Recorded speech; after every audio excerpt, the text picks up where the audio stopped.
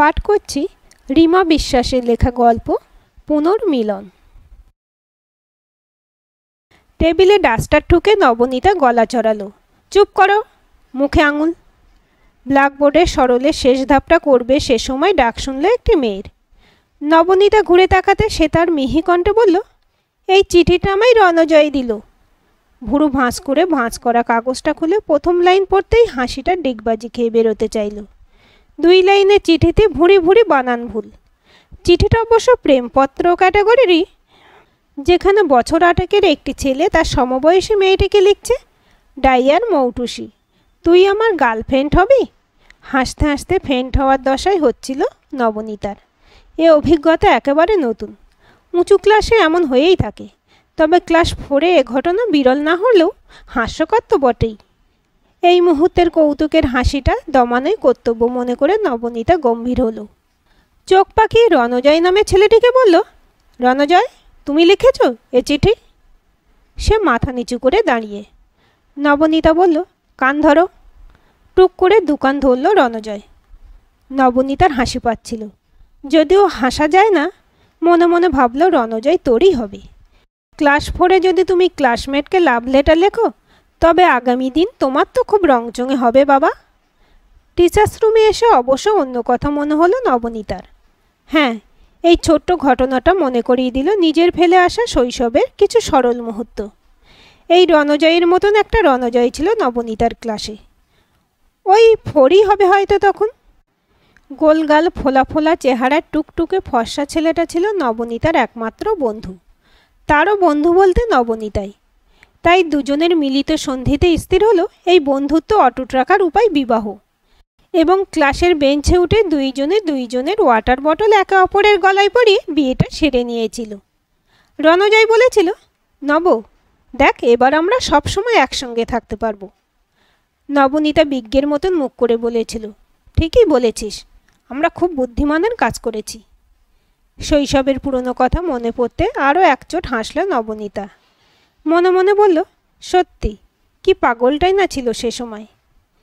School ফিরতি পথে ব্যাংকে ঢুকল। বাবার পেনশন তুলবে। ক্যাশ কাউন্টারে চেকটা দিতেই নতুন ক্যাশিয়ারের গোঁফে নজর পড়ল। ছেলেটার বেশি বয়স নয়, ছিপছিপে চেহারা, লম্বা মুখের লুকসটা মাচো। চেকটা হাতে নিয়ে সে ঘুরিয়ে ফিরিয়ে দেখে নবনীতার দিকে চাইল। তারপর আবার কাজে মন দিল। কম্পিউটারে টুকটাক করে আবার চাইল নবনীতার দিকে। এবার নবনীতার বিরক্ত লাগলো। এমনিতেই যে ছেলেরা মেয়েদের মুখের দিকে হাঁ করে তাকিয়ে থাকে, তাদের একেবারে সহ্য হয় না নবনীতার। যদিও 85% এই ক্যাটাগরিতেই পড়ে, তার উপর মোচওয়ালা ছেলেকে নবনীতা একেবারে না পছন্দ। নবনীতা মনে মনে বলল, বেটা, তুমি ক্যাশ সামলাচ্ছ, সামলাও না, বসে বসে ঝাড়ি মারছ কেন? লাগাবো নাকি কানের গোড়ায়? মনে মনেই বলল। সত্যি কি আর মনের ইচ্ছায় যখন তখন কাউকে চত্থাপ্পড় দেওয়া যায়? ছেলেটি তৃতীয়বার তাকাতে নবনীতা কটমটিয়ে চেয়ে বলল, কি হলো, সই মিলছে না? ছেলেটি মাথা নেড়ে বলল, মিলছে মিলছে, একেবারে মিলে গেছে। টাকা তুলে নবনীতা নিজের মনেই বলল, মদন। বাড়িতে বড় মাসিদের আসার কথাই ছিল। দরজা খোলার সঙ্গে সঙ্গে দেখা মিলল মাসির মেয়ে তিন্নির। তিন্নি দুহাত খুলে জড়িয়ে ধরার ভঙ্গি করে বলল, আজ স্কুলটা নয় কামাইই দিতিস বাবা। পিছনে দাঁড়িয়ে বড় মাসি মুখ টিপে হাসছে। নে পারুল, এবার শুরু হলো দুজনার। নবনীতার মা পারুল 2 বোনের মিলন দেখে মস্করা করে বলল, ছোটবেলায় তো 2টি শত্রু ছিল, এখন ভাব হয়েছে দেখছি রে দিদি। হাসল সকলে একসঙ্গে। টপাটপ স্নান সেরে নবনীতা খেতে বসে পড়ল। পারুল গরম গরম মুসুর ডাল দিতে নবনীতা টেবিলে রাখা কাটা গন্ধরাজ লেবুর টুকরো তুলে নিয়ে বলল, আরে বাস, তিন্নি, তোদের গাছের নিশ্চয়ই। তিন্নি মাথা দোলাচ্ছে। পরম তৃপ্তিতে গরস মুখে তুলতে নবনীতা চোখ বুজে এলো। আহা, মুসুরির ডালে গন্ধরাজ লেবু, আর কি চাই মাসি? মা, তুমি মাংস না দিলেও পারো। বড় মাসি মুচকি হাসলেন। তবে তোর বরের পয়সা বেঁচে যাবে অনেক। বউ যদি ডাল ভাত আর গন্ধরাজ লেবুতেই তুষ্ট থাকে। ওটাই তবে ফাইনাল রইল। মা, আমরা নবনীতার বিয়েতে একটা গন্ধরাজ লেবুর গাছ গিফট করে দেব, কেমন? তিন্নি বলছে হেসে হেসে। নবনীতা তৃপ্তিসূচক মুদ্রা করে বলল, আমি তাতেই খুশি কন্যে, তবে খরচটা কিন্তু তোদেরও বাঁচিয়ে দিলাম। এইবার যদি তোর বরের গন্ধরাজের গন্ধ না পছন্দ হয়, হয়তো সে বলল গন্ধরাজের গন্ধে তার মাথা ধরে, যেমন গোপ দেখলে তোর, তখন সলিউশন কি হবে নব? নবনীতা চিন্তিত মুখে কিছুক্ষণ ভাবনার ভাব করে বলল, তখন তো দেখছি বিয়ে ক্যান্সেল করতে হবে তিন্নি। কপটের আগে পারুল বললেন, দেখলে দিদি কেমন পাগল? বড় মাসি হাসছেন, পাগল বলে পাগল। খাওয়া দাওয়ার আসর উঠতে বসলো দুপুরের গল্পের আসর। একটু গড়িয়ে বিকেলে বেরোনো হলো দুই বোনে। গন্তব্য বেশি দূর নয়, বাসস্ট্যান্ডের ফুচকাওয়ালার ঠেলা পর্যন্ত। ফুচকাওয়ালা সবিনয়ে নিবেদন করে চলেছে জল ভরা গোলক। নবনীতা আর তিন্নি টপ টপ তা মুখে পুচ্ছে। একটা সময় নবনীতার মনে হলো ওর পাশে এসে যে দাঁড়ালো সে যেন চেনা চেনা কেউ। ঘুরে তাকাতে মিলেও গেল ঠিক। সকালে সেই মদন খচ করে ফুচকা ভেঙে সে সময় ফুচকাওয়ালা তার শালপাতার বাটিতে দিল। সে মুচকে হেসে ফুচকা মুখে পুরল। কচমচ করে এখন ফুচকা চিবোচ্ছে।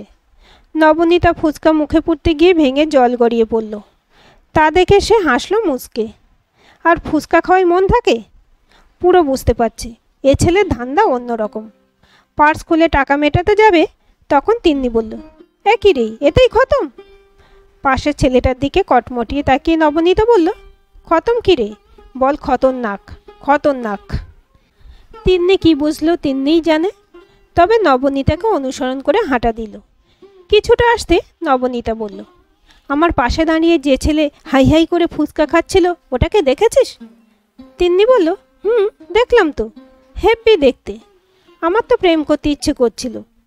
চুপ কর তো, ছেলেটা লুজ ক্যারেক্টার। ই বাবা, কি বলিস? তুই কি করে জানলি? আরে আমায় দেখলেই হাঁ করে দেখে। মুখ টিপে হাসছে তিন্নি। তবে মনে হয় তোকে পছন্দ হয়েছে। ভালোই তো। ভালো?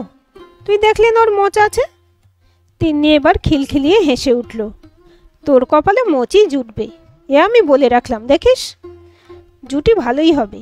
তোর ভুরুতেও তো ডিজাইন আছে বস। নো ওয়ে, বলল বটে, তবে সঙ্গে সঙ্গে ভুরুতেও হাত বোলালো। সেই বাচ্চাবেলার চোটটা আজও ডান ভুরুটা বয়ে বেড়াচ্ছে স্মৃতিচিহ্ন হয়ে। ঘন ভুরু দূরের থেকে দেখলে মনে হয় ক্যাচাং করে তলোয়ারের কোপ পড়েছে। তাই বলে বর জুটবে গোপওয়ালা? কেন ভগবান কি ভুরুর ঘাটতি গোপে মেটাতে চান? Husband wife balance balance? দূর, যত সব পিকুলিয়ার চিন্তা। নবনীতা বলল মনে মনে। তিন্নিরা চলে যাওয়ার পর বেশ কিছুদিন কাটল ব্যস্ততায়।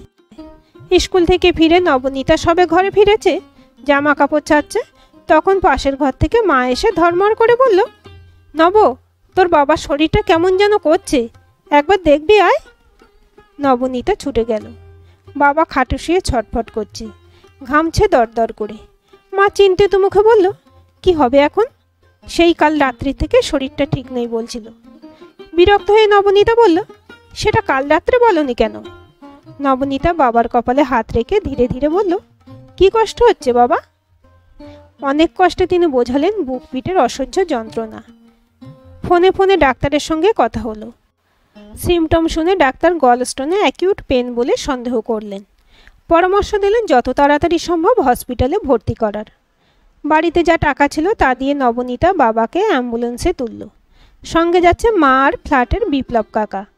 নবনীতা ছুটল আরও কিছু টাকা তুলতে। ভিতরে ভিতরে প্রচণ্ড টেনশন হচ্ছে। প্রাইভেট নার্সিংহোম মানেই খরচার পাহাড়, তার উপর মেডিক্লেম নেই। এদিকে বাবার কি হয় তাও এক দুশ্চিন্তা। মা একা মানুষ, কতটুকু কি সামলাবে? যেখানে নবনীতা একমাত্র জোরালো ভরসা। যদিও ফ্ল্যাটের বিপ্লব কাকু যথেষ্ট হেল্পফুল, কিন্তু এ সময় নিজের লোকেই যে ভরসা। এটিএমে কার্ড ঢুকে নবনীতার দুশ্চিন্তা আরও বাড়ল। এটিএম মেশিন শো করছে কার্ড রিনিউ করা নেই। সঙ্গে সঙ্গে নবনীতার মনে পড়ল কাজের ব্যস্ততায় আর গাফিলতিতে কার্ড রিনিউ করা হয়নি। এবার ঘামতে ঘামতে নবনীতা এলো ব্যাংকে। ম্যানেজারও একই কথা বলল।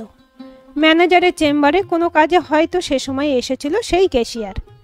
সে ম্যানেজারকে বলল, কার্ড থেকে তো টাকা তোলা যাবে স্যার। ম্যানেজার বলল, আপনি ওনার সঙ্গে যান। এটিএম কার্ড থেকে টাকা তোলার ব্যবস্থা হলো। নবনীতার সঙ্গে চেক পাসবই কিছুই আনেননি, অ্যাকাউন্ট নাম্বারও মনে করতে পারছিল না। যা করা ছেলেটি করল। নবনীতাকে দরদর করে ঘামতে দেখে ছেলেটি জিজ্ঞেস করল, এনি এমার্জেন্সি? নবনীতা বলল, my father is serious. Oh my god, তাহলে আপনার একা একা যাওয়াটা ঠিক নয়। চলুন, আমি সঙ্গে যাই। আপনি? নবনীতা হতবাক। ছেলেটি চোখের ইশারায় আশ্বস্ত করে বলল, চিন্তা করবেন না, আমি এখানকারই ছেলে। ব্যাংকের কলিগকে কিছু একটা বলে নিজের মোটর বাইকে করে নবনীতাকে হসপিটালে নিয়ে এলো ছেলেটি। আর শুধু হসপিটালে নিয়ে এসেই ক্ষান্ত হলো না, হসপিটালের সব ফর্মালিটিও করলো একে একে। সন্ধে 6টায় অপারেশন হলো নবনীতার বাবার। ততক্ষণ সঙ্গে রইল ছেলেটি। নবনীতার বাবাকে বেডে দিতে তাকে সুস্থ স্টেবল দেখে সে বিদায় নিল। নবনীতার মা পারুল বললেন, তোমার ভালো হবে বাবা, খুব সুখী হবে তুমি। ছেলেটি একবার নবনীতার দিকে চেয়ে লাজুক হেসে চলে গেল। নবনীতার মনেও ছাপ ফেলল ব্যাপারটা। সত্যি তো, আজকালকার দিনে কে কার জন্য করে? যদি বা কেউ কিছু করে, তার পিছনে মতলব থাকে। এ ছেলেরও কোনো মতলব যে থাকতে পারে না তা নয়। তবু ব্যাংকে চাকরি করা লোকাল ছেলে কি খুব খারাপ হবে? একটা মেয়ের পক্ষে একা হুট করে কাউকে বিশ্বাস করাটা যেমন কঠিন, তেমনি একজন মানুষের উপকারটা উপেক্ষা করাও তো সহজ নয়। তাই বাবা বাড়ি ফেরার বেশ কিছুদিন পর যখন বেশ স্বাভাবিক হলেন, তখন একদিন ব্যাংকে সেই ক্যাশিয়ারের সঙ্গে দেখা করতে গেল নবনীতা। ক্যাশ কাউন্টারের সামনে দাঁড়িয়ে বলল, আজ কাউন্টার ফাঁকা দেখছি। সে বলল, হয়তো সবাই টের পেয়েছে আপনি আসছেন। নবনীতা হাসল। সেটা ভালো না খারাপ? আমার পক্ষে ভালো, কাজ করতে হবে না। সে হাসল। নবনীতা বলল, সেদিনের জন্য আপনাকে অনেক ধন্যবাদ। স্রেফ ধন্যবাদ? 1 কাপ কফি কি? সে থেমে গেল। নবনীতা বলল, কবে খাবেন বলুন? কবজি ঘড়িতে নজর ফেলে সে বলল, আর কিছুক্ষণ পর একদম ফ্রি হয়ে যাব। আপনি যদি ততক্ষণ ওয়েট করেন তো ভালো, নইলে আর একদিন প্ল্যান করতে হবে। আমি ওয়েট করছি। ব্যাংকের কাছেই কফি শপ। দুজনে বসলো মুখোমুখি। সন্ধে আসতে শুরু করেছে। আকাশে রঙের বাদল, হাওয়ায় মিহি শীতল স্রোত, কফির গন্ধটা মিষ্টি। কফি কাপে চুমুক দিয়ে নবনীতা বলল, থ্যাঙ্কস এগেন। উল্টো দিকে বসা ক্যাশিয়ার ছেলেটি বলল, এটা কিন্তু সব ছেলেরই ডিউটি। কিন্তু সেরকম কতজন আর মনে করে বলুন? করে নিজের বলতে গিয়ে থেমে গেল সে। গলা খাঁকারি দিয়ে বলল, আই মিন যদি রিলেশনটার কথা মাথায় রাখে আর কি। এবার কপালে ভাঁজ পড়ল নবনীতার। আপনি কি বলছেন আমি ঠিক বুঝতে পারছি না। নব, তুমি আমাকে চিনতে না পারলেও আমি কিন্তু প্রথম দিনেই চিনেছি। চেকের উল্টো পিঠে তোমার সই দেখলাম নবনীতা দত্ত। তখনই তোমাকে দেখে নিই ভালো করে। ভুরুর উপর কাটা দাগটাও আছে। চিনতে ভুল হলো না যে তুমি আমার প্রথম বিবাহিতা স্ত্রী। এখন চাইলেই এ বিয়ে অস্বীকার করতে পারো। It's up to you. এত অবধি বলে সে নবনীতার মুখের হতভম্ব ভাবটা দেখে চেয়ারে হেলান দিয়ে ব্যাপারটা উপভোগ করার ভঙ্গিতে বলল, কবের থেকে বউয়ের খোঁজে আছি। যখন পেলাম তখন সে আমায় দেখলে রণচণ্ডীর মূর্তি ধরে। আমি বেচারা ঘাবড়ে যাই। এদিকে আমি হলাম সত্য পুরুষ। এক স্ত্রী থাকতে অন্য কারো দিকে তাকাতে পর্যন্ত দ্বিধা করি। নবনীতা বড় বড় চোখ করে বলল, রণজয়? সরস্বতী বিদ্যা মন্দিরের রণজয়? Yes madam. রণজয় হাসছে।